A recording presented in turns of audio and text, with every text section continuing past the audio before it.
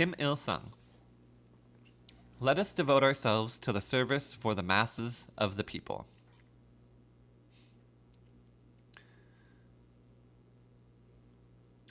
I am glad to see you on my visit to Sinuiju and have a talk with you, senior officials of Yangcheng County.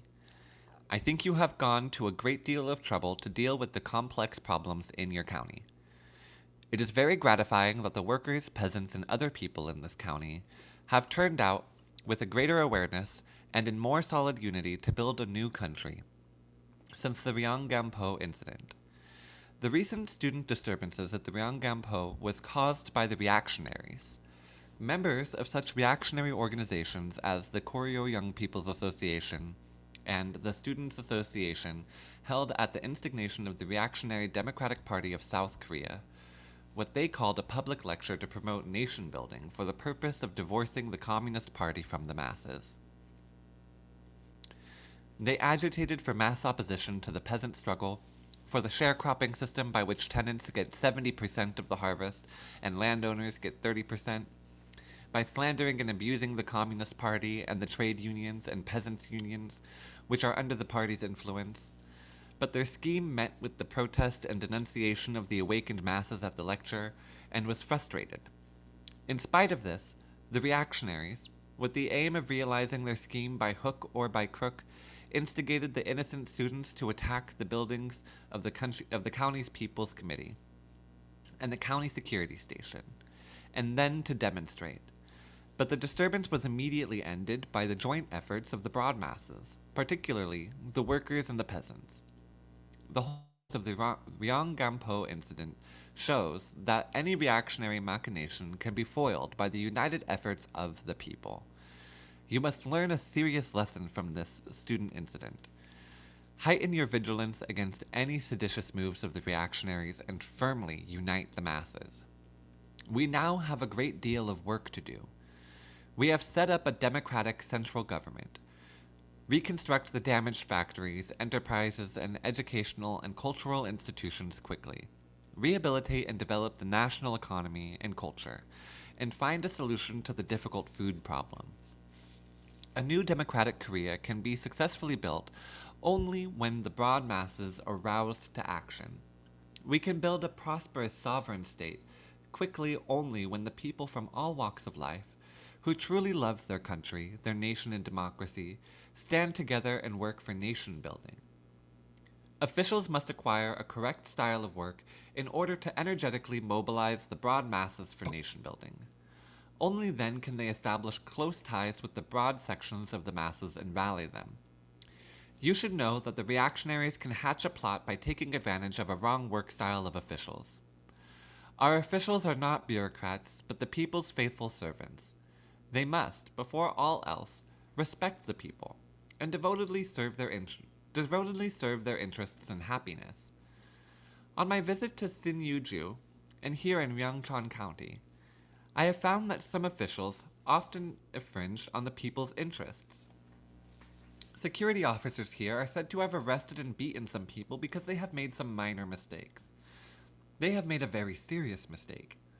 Beating people was an inhuman practice of the Japanese imperialist police in their past. They arrested innocent Koreans at random, rattling their sabers and tortured them brutally, resorting to every manner of violence. That was why the Korean people were afraid even of passing by the Japanese imperialist police stations and substations. What will the people think of the security officers if they are threatened or beaten even now when the country has been liberated? Probably, they will think that our security officers are no different from the Japanese imperialist police, so they will certainly not follow our party. We must mete out severe punishment to reactionaries who obstruct the building of a new Korea, but we must protect the people's human rights, their lives, and property in every possible way. However, some security officers in Sinuiju confiscated the property of traders and entrepreneurs, and of those who had served in Japanese imperialist institutions, as enemy property. In Ryangchang County, security officers attempted to take over a school building as their office building. How dare they behave so badly? On the contrary, They should have offered their office building to the students if it was for their education.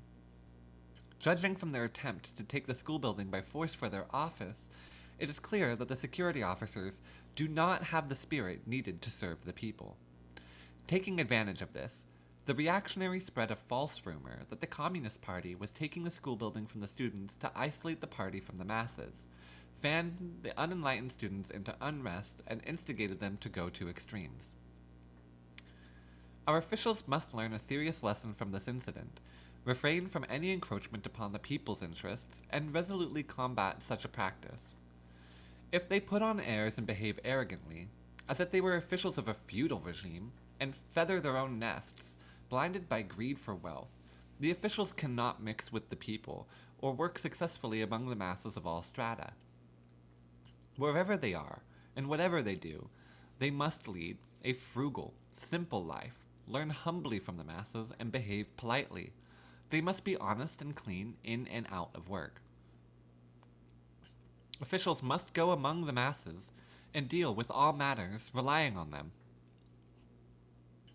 Our anti-Japanese People's Guerrilla Army defeated the Japanese imperialists because it maintained inseparable ties with the masses and received unqualified support and assistance from them. It was not accidental that rumor had it that we were employing the art of shortening distance. Such a legendary tale originated from the fact that the guerrillas had always maintained unbreakable ties with the masses and fought relying on them. The Japanese imperialists used to detect our whereabouts through their secret agents and set their army and police forces stealthily to attack us. But the people always let us know beforehand how many enemy troops were coming to attack us, from where, and to which alley. When we received information about enemy movements from the people, we would hold a meeting of unit commanders immediately and plan the combat in detail, and then lie in ambush at vantage points on their way and take them by surprise, or, when necessary, would vanish into thin air. So the enemy were either destroyed or moved about in vain, even though they had bragged that they would wipe out the guerrillas, not knowing that we were employing elusive tactics in close touch with the people. And with their assistance, the Japanese imperialists complained that the guerrillas were shortening distance, now being everywhere and again nowhere. It is a fact that man cannot be everywhere or nowhere, or compress distance. If we had ever compressed distance, that would have been the work of the masses. Public security work can also be successful only when it is done with the support of the masses. The public security officers over here are said to have spoken with the peasants about the need to combat the landlords and other reactionaries. You have done a very good job in that. Our people, who had never approached policemen for fear of them during the Japanese imperialist rule, must be very pleased if they converse face to face with the senior officers of the county public security station, saying that the world has changed, and they will give you active assistance in your work. Officials must not yield to difficulties, but know how to overcome them by their own efforts. You will encounter many difficulties in the course of nation building. If you yield to them, or want someone else to remove them for you, you will be unable to do anything. If you are willing to overcome the difficulties on your own, without hesitation, you will find a solution to any problem. During the anti-Japanese armed struggle, we were beset with many hardships, but we never gave way to them. We faced them with an unbreakable spirit. One of the knottiest problems we had when we started the armed struggle was to obtain weapons. We solved this problem on our own by relying on the masses.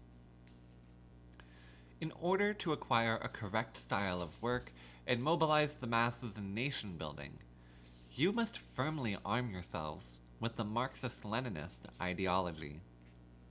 One of the main factors in our victory in the long drawn-out war against the Japanese imperialists in difficult circumstances was that the guerrillas were armed with the Marxist-Leninist ideology and fought with an unshakable confidence in victory.